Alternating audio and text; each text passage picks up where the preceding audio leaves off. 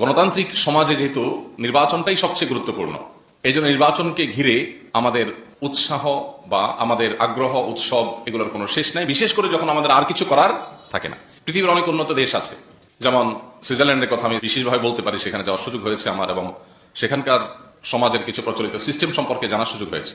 সেটা লক্ষ্য করলে দেখা যায় যে তাদের একটা সোসাইটিতে, একটা ছোট্ট সমাজে কোন একটা কিছু করবে, সেখানে সমাজ যারা বসবাস করে সে বাসিন্দাদের মতামতটা সবচেয়ে গুরুত্বপূর্ণ থাকে। এখানে স্কুল হবে কি হবে না, প্রত্যেকের কাছে ডাকের মাধ্যমে, পোস্ট অফিসের মাধ্যমে চিঠি চলে যায়, সে আবার তার মতো করে ভোট দিয়ে দেয়। এই এলাকার বাসিন্দাদের মতামত অনুযায়ী সবকিছু হবে এখানে, অন্য কারোর কথা এটা চলবে না। জনপ্রতিনিধি চাইলেন আর এখানে উনি একটা স্কুল করলেন, উনি একটা মসজিদ করলেন, একটা মাদ্রাসা করলেন, রাস্তা করলেন, একটা কিছু করলেন না, এত সহজ না। এলাকাবাসী ছোটখাটো বিষয়গুলোর জন্য ছোটখাটো ভোট হয়, তাদের মতামতের ভিত্তিতেই সেখানে সবকিছু হয়।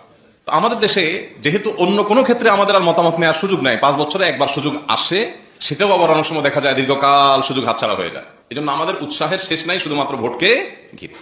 এক্ষেত্রে সারা বিশ্বের ওলামায়ে কেরামের মূল্যায়ন হলো, অবজারভেশন হলো, যে সমাজ, যে রাষ্ট্র গণতান্ত্রিক সমাজ, যেখানে গণতন্ত্র প্রচলিত আছে, বিকল্প কোনো কিছু নেই, সেখানে যদি কোনো নির্বাচনে কোনো ভোটার তিনি যদি কোনো ভোট দেওয়া থেকে বিরত থাকেন এবং এর ফলে অন্তত একটা মন্দ মানুষ, একটা খারাপ মানুষ নির্বাচিত হওয়ার সুযোগ তৈরি হয়, তাহলে সেক্ষেত্রে এটা সংজ্ঞাতিকভাবে একটা ভুল সিদ্ধান্ত।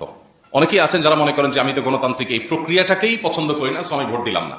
এই দৃষ্টিভঙ্গি অনেকেই লালন করেন, তাদের প্রতি যথেষ্ট শ্রদ্ধা রেখে বলছি। সৌদি আরবের সর্বোচ্চ ওলামায়ে কেরামের অন্যতম ছিলেন শেখ মোহাম্মদ সালেহ আল উসাইমিন রাহিমাহুল্লাহ, সমকালীন বিশ্বের সবচেয়ে বড় স্কলারদের একজন গণ্য করা হয়। তিনি পরিষ্কারভাবে মতামত দিয়েছেন, কোন সমাজে যখন ভোটাভুটির সিস্টেম থাকে, গণতান্ত্রিক এবং নির্বাচনের পদ্ধতি প্রচলিত থাকে, সেখানে তুলনামূলক ভালো মানুষটাকে নিজের ভোট দেওয়া এটা ভোটারের কর্তব্য।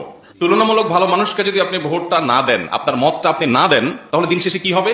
দিন শেষে এই ন্যারেটিভ, এই মতামতের ভিত্তিতে যে ন্যারেটিভ বিল্ড হয়, যে ন্যারেটিভ প্রতিষ্ঠিত হয়, সেটা অন্যায় সমাজের মধ্যে ঝেঁকে বসার ক্ষেত্রে আরো বেশি সহায়ক হবে।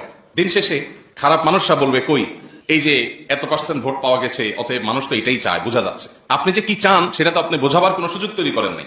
আপনি একজন সৎ, একজন ভালো মানুষকে ভোট দিতে গিয়ে যদি আপনার মনে হয় লোকটা জিতবে না, তাও আপনার কিছু আসে যায় না, তাকে জেতানো আপনার দায়িত্ব না। আপনার দায়িত্ব হলো সঠিক জায়গায় সঠিক সিদ্ধান্তটা দেওয়া। সঠিক জায়গায় সঠিক সিদ্ধান্তটা যদি আপনি দেন, আল্লাহর কাছে আপনার দায় থাকলো না। এবং সেই সাথে আপনি যেই মতকে বিশ্বাস করেন সঠিক বলে, সেই মতের পক্ষে একটা মতামত কাউন্ট হয়ে গেল, এটা ওই মতের পক্ষে ন্যারেটিভ বিল্ড করার ক্ষেত্রে এক পদক্ষেপ হলো, এক পা হলো আগাবে। আর যদি আপনি বিরত থাকেন, তাহলে এখানে ভালো এবং মন্দের যে প্রতিযোগিতা, যোগ্য এবং অযোগ্যের যে কম্পিটিশন, এই কম্পিটিশনে আপনার কোনো ভ্যালু অ্যাড করা গেল না, ফলে মন্দের পাল্লা ভারী হওয়ার আশঙ্কা থাকবে। আল্লাহ রাব্বুল আলামিন কোরআনে কারিমে আমাদেরকে আমানতের ব্যাপারে সচেতন করেছেন। একজন ইমানদার তিনি আমানতদার হতে হবে। এই ভোটকে এক প্রকার মতামত গ্রহণ করা, পরামর্শ চাওয়ার মতো বিষয় হিসেবে তুলনা করা যায়। আর যখন কেউ পরামর্শ চায় আপনার কাছে, যে আপনি মতামত দেন, তখন কিন্তু এটা আপনার কাছে আমানত হয়ে যায়। নবী করিম সাল্লাল্লাহু আলাইহি ওয়াসাল্লাম বলেছেন, আল মুস্তাশারু মু'তামান, যার কাছে পরামর্শ চাওয়া হয়, এই লোকটা আমানত এর দায়িত্ব বহন করছে, বোঝা বহন করছে। আপনাকে বলা হলো যে আপনি মতামত দেন, যখনই আপনার কাছে মতামত চাওয়া হলো, তখনই আপনার উপর আমানত এসে জেকে বসেছে।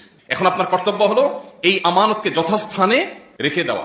অতএব আপনার মতামতটা যেন যথাস্থানে হয়, সেটাই হবে আমানতদারিতা রক্ষা। আর যদি না হয়, তাহলে মনে রাখবেন নবী করিম সাল্লাল্লাহু আলাইহি ওয়াসাল্লাম বলেছেন, লা ঈমান লিমান লা আমানাতা লাহ, যার মধ্যে কোনো আমানতদারিতা নাই, তার ঈমানও নাই।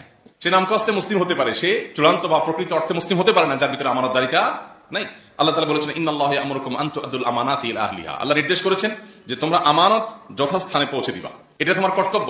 ওয়া ইযা হাকামতুম বাইনান নাস, আর যখন মানুষের মাঝে সিদ্ধান্ত দেওয়ার সুযোগ তোমার হাতে আসবে, সিদ্ধান্ত যখন তুমি দিবে, যে আমি আমার সিদ্ধান্তটা দিচ্ছি, চূড়ান্ত ফয়সালা আমার হাতে না, কিন্তু সিদ্ধান্ত দেওয়ার ক্ষমতা আমার আছে, তাহলে আন তাহকুমু বিল আদল, তাহলে সিদ্ধান্ত দিবে ইনসাফের সাথে, নিষ্ঠার সাথে। আমাদের ব্যক্তি, দল, স্বার্থ, এসব বিষয়গুলো সিদ্ধান্ত দেওয়ার ক্ষেত্রে আমাদের উপরে প্রভাব বিস্তার করে। আমরা বায়াসড হয়ে পড়ি। আমি একটা দল করি, অতএব আমি সেক্ষেত্রে অন্ধ হয়ে যাই। আমার একজন ব্যক্তির সাথে ব্যক্তিগত সম্পর্ক আছে, সেক্ষেত্রে আমি তার ব্যাপারে দুর্বল হয়ে অন্ধ হয়ে যাই। আমি মতামত দেওয়ার ক্ষেত্রে হয়তো সেই ব্যক্তি এই মত পাওয়ার উপযুক্ত না, আমি জানি, বিশ্বাস করি, কিন্তু আমি অন্ধ, আমি বায়াসড, আমি নানা কারণে প্রভাবিত।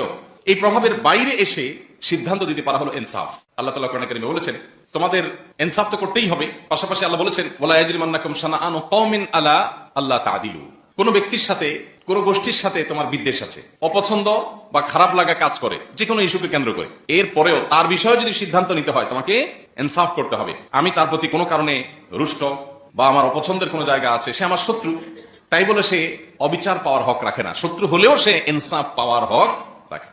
এই একটা জায়গায় এসে আমরা বেশিরভাগ মানুষ পা পিছলে যায়। নামাজ রোজা করা, অনেক তাসবিহ তাহলিল করা, অনেক নফল আমল করা, এটা যতটা সহজ, আমানত যথাস্থানে পৌঁছে দেওয়া এতটা সহজ কাজ না। অটল সিদ্ধান্ত গ্রহণ করবার অদম্য শক্তি থাকতে হয়, আল্লাহর ভয় সেরকম প্রগাঢ় থাকতে হয় যে আমি যদি ভুল সিদ্ধান্ত দেই এর দায় ভার দায়িত্ব সম্পূর্ণটুকু আমার উপর আসবে। কোরআনে কারিমে অন্তত 40 বার আল্লাহ রাব্বুল আলামিন ইনসাফ প্রসঙ্গে কথা বলেছেন, ইনসাফ এবং ন্যায় প্রতিষ্ঠা করবার কথা বলেছেন। কোথাও রোড অ্যাক্সিডেন্ট হয়েছে, একটা বাইকের সাথে একটা রিক্সা ধাক্কা লেগেছে, বাইকে যিনি আরোহী তিনি আপনার প্রতিবেশী অথবা আপনার পরিচিত কেউ, আপনজন কেউ, আপনি কিন্তু সেখানে দাঁড়িয়ে আগে থেকেই ভাবেন যে রিক্সাওয়ালার কি দোষটা বাইর করা যায়, কারণ বাইকালা আপনার নিজের লোক। আপনি যদি দেখতেও পান যে বাইকালা দোষ করেছে, তার ভুল, তারপরও কিন্তু আপনি সাধারণত বা খুব বেশি মানুষ সাধারণত বলতে পারে না যে ভাই দোষটা কিন্তু আপনারই হয়েছে। এটা বলার জন্য মেরুদণ্ডের দরকার হয়, এটা সবাই পারে না। বেশিরভাগ মানুষ আমরা বায়াসড হয়ে যাই, এই বায়াসনেসের ফলে আমরা ভুল সিদ্ধান্ত নেই এবং এটার নাম জুলুম। এটার নাম কি? জুলুম। জুলুম শুধু মানুষকে মারা পিটাই জুলুম না, জুলুম শুধু একজনের টাকা ছিনতাই করাই জুলুম না। ইদা উসসিদাল আমরু ইলা গায়রি আহলিহি ফান্তাদিরিস সাআহ, এটা যেমন একটা হাদিস রয়েছে, অপরদিকে জুলুম প্রসঙ্গে আরেকটা গুরুত্বপূর্ণ সংজ্ঞা আছে, সেটা হলো ওয়াদউ শাইই ফি গায়রি মাহাল্লিহি জুলম, যথাস্থানে যথা জিনিস না রেখে অপাত্রে সে জিনিসটি রাখা, এটা জুলুম।